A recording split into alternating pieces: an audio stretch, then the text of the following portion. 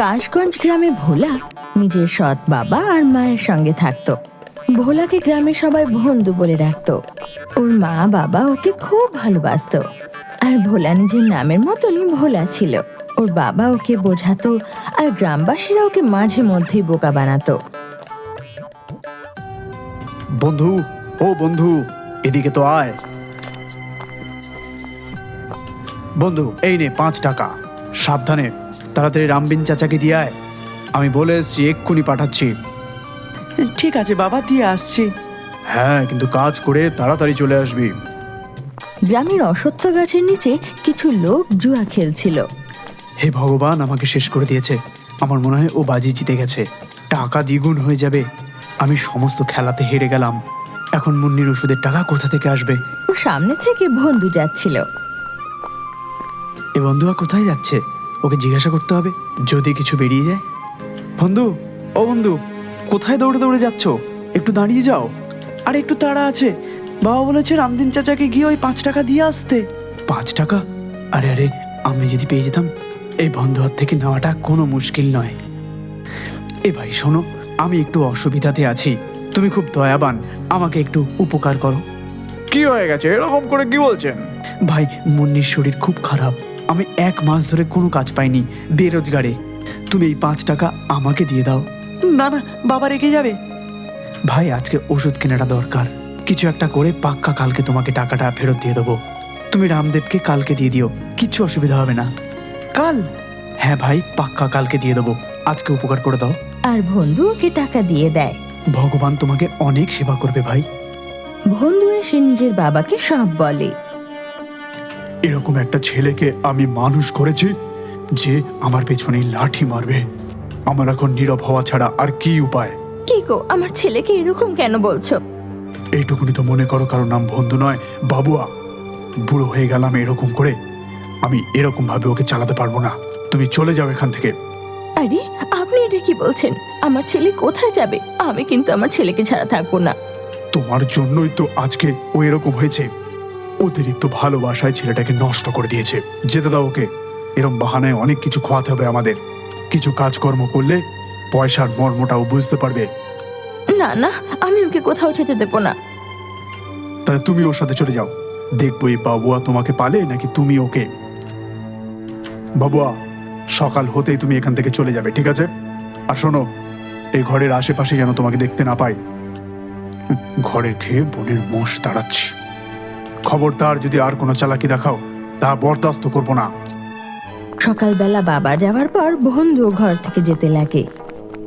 শোন, আমি চুপ করে ঘরের পেছনের জানলা খুলে দেব, তুই চুপচাপ চলে আসবি, বুঝলি?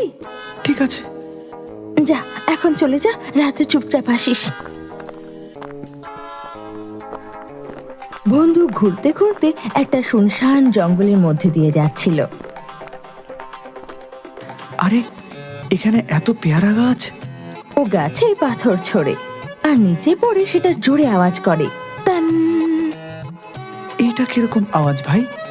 পালাও, না হলে গাছ ফেলে দেবো। ও আবার গাছে পাথর ছোড়ে, নিচে পড়ে জোরে আওয়াজ হয়, টান। আবার আওয়াজ। ও গাছের পেছনে গিয়ে দেখে, আরে, এত কিছু! এটাতে তো সবার খাবার দাবার হয়ে যাবে। কিন্তু এটা কার? কে এটা ফেলে এখান থেকে চলে গেছে? আরে ভাই, এটা কার? এগুলো কার? একটু বলো দেখি, একটু বলো। কেউ ছিল না। কি মহারাজ, অনাথ তুমি? তোমার মালিককে তুমিই বলে দাও। চলো, তুমি আমার সাথে চলো। ও বাসনটা তুলতেই দেখে যে ওর নিচে 10 টাকার নোট ছিল। এই কি, 10 টাকা? মনে হচ্ছে আজকে প্রভু দয়া করেছেন। লটারি লেগে গেছে, লটারি।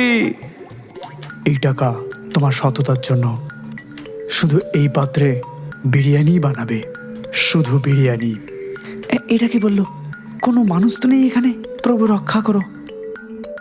ও সেই বাটি আর টাকা নিয়ে পালিয়ে যায়। মা, মা, ও মা। আরে বাবা, আসতে বল। আর তুই এখন কেন এলি? তোর বাবা জানতে পারলে তোর সাথে আমাকেও বের করে দেবে যে। আমি জানলা খুলে দেবো, এখন যা, রাত্রে চুপচাপ আসিস, বুঝলি? আচ্ছা ঠিক আছে, কিন্তু এই পাত্রটা তো রেখে দাও। এটা নিয়ে কোথায় যাব? এত বড় বাটি কোত্থেকে আনলি তুই আবার? জঙ্গল থেকে। আর এই দেখো 10 টাকার একটা নোটও পেয়েছি। মা, এই বেচারা অনাথ, এ আজ থেকে আমাদের সাথেই থাকবে। বাটি আবার অনাথ হয় নাকি? মা, আমি সত্যি বলছি, জঙ্গলে জানি না কার একটা আওয়াজ পেয়েছিলাম, আমরা দুজনেই ভয় পেয়েছিলাম। আরে কি বোকার মতো বলছিস? সত্যি রে তুই বন্ধু, এই জন্যই সহজে বোকা বানায় তোকে। এটাকে নিচে রাখ আর তুই যা। আর শোন, 10 টাকা আছে তো, এটা দিয়ে কিছু খেয়ে নিস। না না না মা, বলছি এই পাত্রে কিছু জিনিসপত্র নিয়ে এখানে বিরিয়ানি বানিও। আরে বাবা, তুই এতটা বোকা কেন রে? মা, এটা বিরিয়ানির টাকা। বন্ধু, তুই তো আজকে বুদ্ধিমানের মতো কথা বললি। এই 10 টাকা দিয়ে তো এই হাড়িতে অনেকগুলো বিরিয়ানি হয়ে যাবে। আর তুই ওটাকে বিক্রি করবি, আর কাজ হলে তোর বাবা তোকে দেখে পাঠিয়ে নেবে। সত্যি?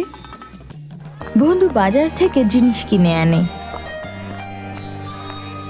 আর মা আর বন্ধু মিলে বিরিয়ানি বানায়।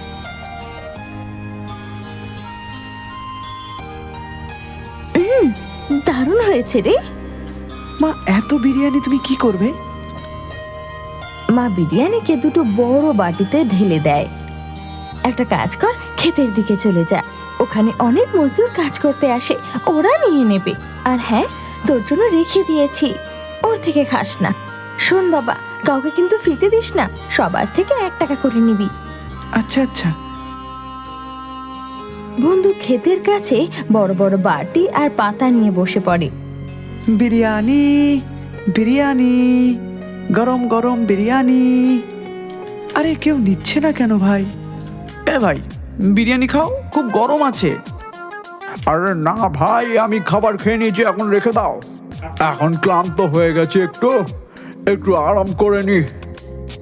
আরে একবার টেস্ট করে দেখো, মজা এসে যাবে, তোমার সমস্ত দুঃখ দূর হয়ে যাবে। আচ্ছা, এত করে যখন বলছো তাহলে একটু খাইয়ে দাও।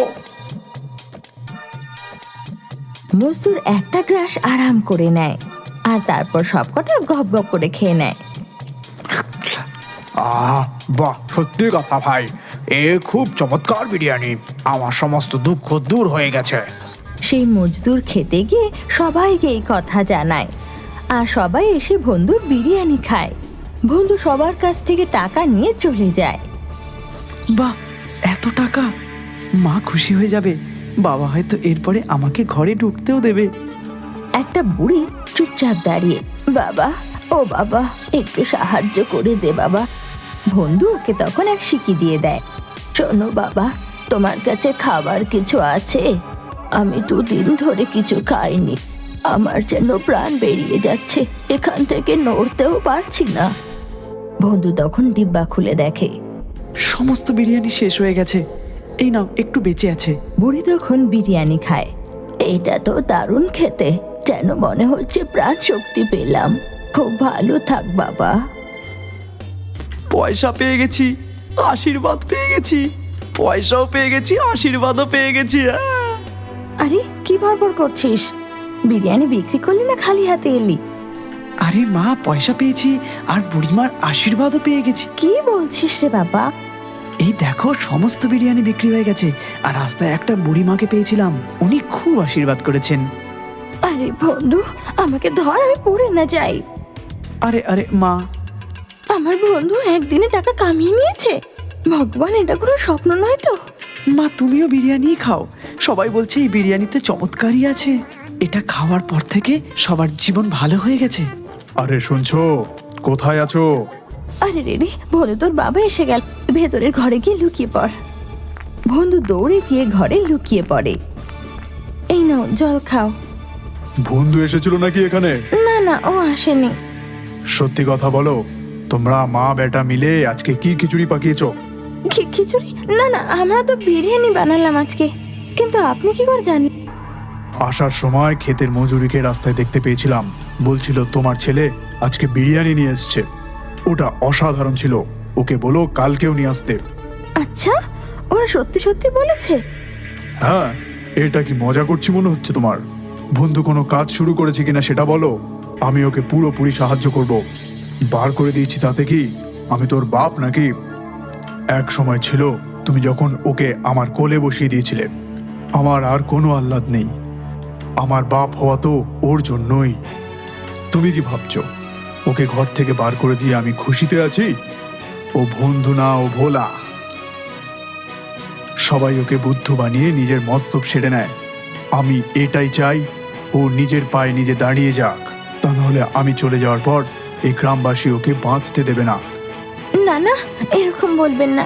আমি জানি আপনি ওকে খুব ভালোবাসেন। কিছু হয়ে গেল আপনি ওকে এক ফোঁটা ছোন না। এই গ্রামবাসীরা তো নিজের সন্তানের ভুলে ওকে মেরে মেরে আধমরা করে দেয়। ধর, একটাই তো ছেলে আমাদের, মারার জন্য থরিও। শোনো, কোথায় আছে ও? ডাকো ওকে। ও তো আমি তোমাকেও ভালো করে জানি, যেখানে লুকিয়ে রেখেছো ওকে ডাকো। বন্ধু, বন্ধু। বন্ধু, চলে আয় বাবা, এই ঘরটা তোরই। বন্ধু চুপচাপ মাথা নিচু করে চলে আসে। গো, আমি তোমার জন্য আর ছেলের জন্য বিরিয়ানি বাঁচিয়ে রেখেছি, এক্ষুনি নিয়ে আসছি। বাবা ক্ষমা চাইছি, আমি তোমাকে জিজ্ঞাসা না করে ঘরে এসেছি। নিন, আপনারও খান। আরে, এ তো খুব সুস্বাদু হয়েছে। এই শোনো, বন্ধু রোজগার করা 1 পয়সাও খরচ করবে না, সামলে রাখবে। বিরিয়ানি বানানোর টাকা আমিই দেবো। বন্ধুর বিরিয়ানি খুব বিক্রি হতে লাগলো। ও যতগুলো ডিব্বা আনে ততগুলো শেষ হয়ে যায়, আর পুরো কাশগঞ্জে বন্ধুর বিরিয়ানি প্রসিদ্ধ হয়ে যায়। একদিন বন্ধু বিরিয়ানি বিক্রি করে ঘরে আসছিল, তখনই কাশগঞ্জের একটা বদমাশ রাধু বন্ধুর পথ আটকে দাঁড়ায়। আরে ভাই, হেভি চলছে তো, তোমার রোজগার তো দিন দিন বেড়েই চলেছে। আরে ভাই, রহস্যটা কি? এই বিরিয়ানিটা রোজ কি করে বানাস তুই? কিছু মশলা টশলা থাকলে আমাকে বলে দিস তো। না না, আমি বলতে পারবো না, মা মানা করেছে। আরে ভাই, কাফি খেয়ে বলছি, কাউকে বলবো না, তুই আমাকে একটু প্লিজ বল। রহস্য তো অনেক ভেতরের। আমি জঙ্গল থেকে এই পাত্রটা পেয়েছিলাম, এতে বিরিয়ানিটা দারুণ হয়, কোনো ঝঞ্ঝাট নেই। আচ্ছা, তো এই ব্যাপার, এটাই পাত্রেরই কামাল। মাঝরাতে রাধু জানলা দিয়ে বন্ধুর রান্নাঘরে ঢুকে পড়ে। আরে, এ তো চমৎকার বিরিয়ানির পাত্র। বাবা, এ তো খুব ভালো জিনিস ভাই, বেচতে পারলে ভালো টাকা পাবে। এ বন্ধুটা না। ও এক হাত দিয়ে বাসন তোলার চেষ্টা করতে লাগে, তারপর 2 হাত দিয়ে চেষ্টা করে আর দৌড়ে গিয়ে পড়ে। এই পাত্রটা দেখে তো এত ভারী মনে হচ্ছিল না। ওরে বাবা, উঠিয়ে দেখি। ওরে, ওঠাতেই বাসন থেকে একটা হাত এসে ওকে দূরে ছুঁড়ে ফেলে দেয়। হ্যাঁ, তোর এত বড় হিম্মত? আরে বাবা, দেখাচ্ছি এবার। অন্যদিকে ঘরে শোনো, বন্ধুর রোজগার করা টাকাগুলো একটু দেখো তো, কত হয়েছে টোটাল। মা তখন টাকা নিয়ে আসে।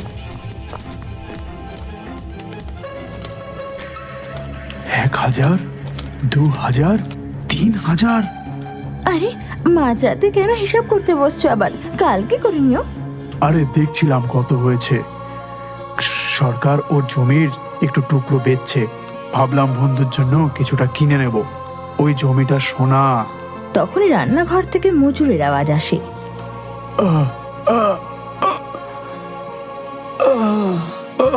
মরে গেলাম রে বাবা, এত জোরে তো ধাক্কা কোনো পালো আনো মারে না।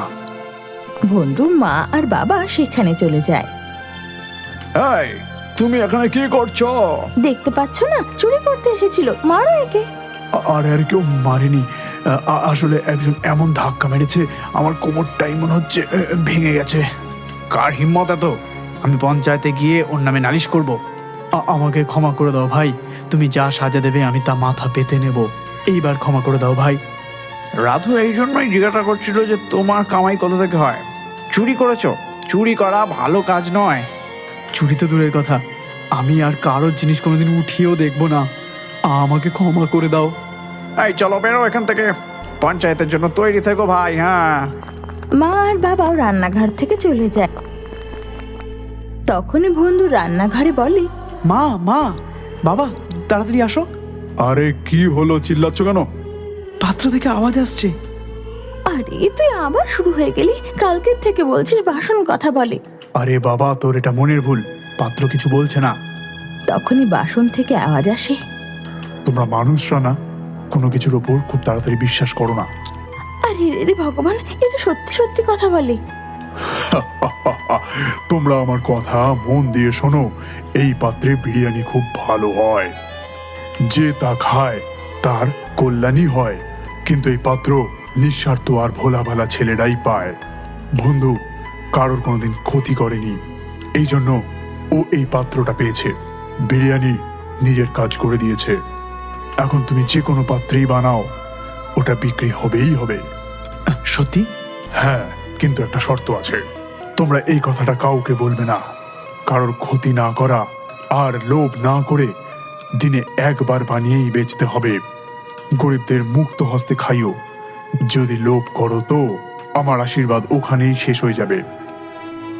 আরে না না, আমাদের তো বন্ধুর শুধু ভবিষ্যতের চিন্তা, আপনি সেটাই দয়া করলেন। আচ্ছা চলো, এখন আমি আসছি। আর কিছু ভালো মানুষকে সহায়তা করতে হবে। বাসন জোরে গোল গোল ঘুরতে ঘুরতে হাওয়ায় গায়েব হয়ে যায়। আর সেই জায়গায় চালের কিছু দানা ছিল।